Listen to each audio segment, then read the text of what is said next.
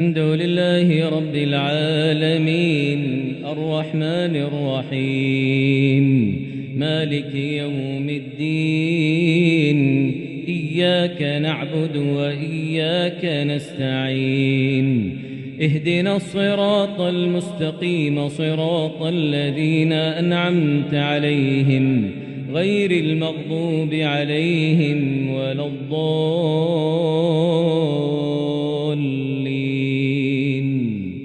آمين.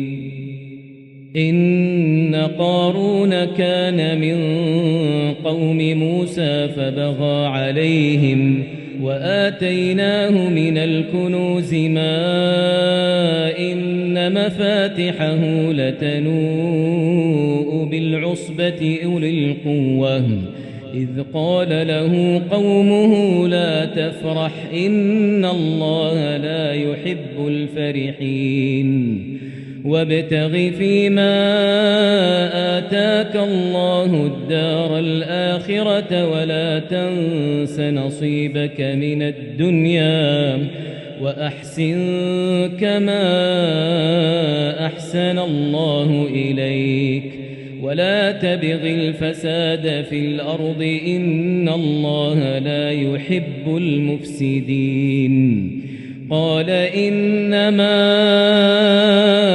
أوتيته على علم عندي أولم يعلم أن الله قد أهلك من قبله من القرون من هو أشد منه قوة وأكثر جمعا ولا يسأل عن ذنوبهم المجرمون.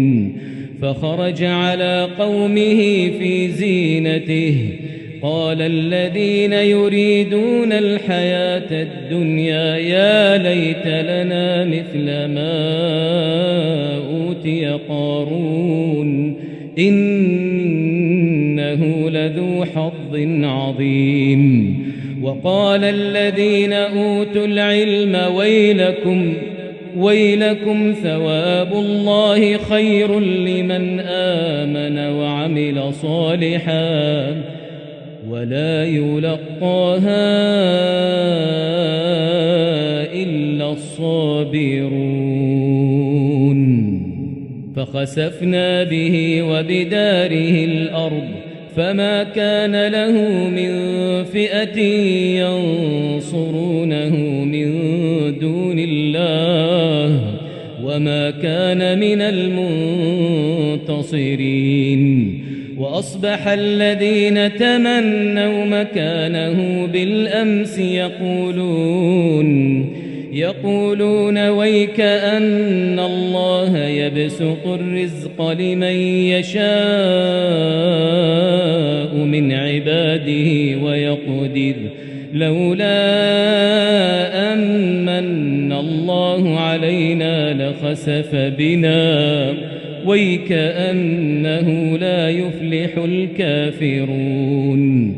تلك الدار الآخرة نجعلها للذين لا يريدون علوا في الأرض ولا فسادا والعاقبة للمتقين. من جاء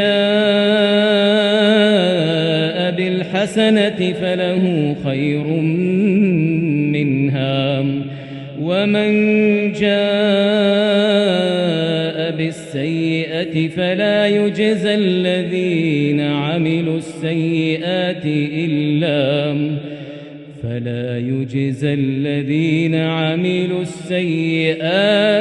إلا ما كانوا يعملون.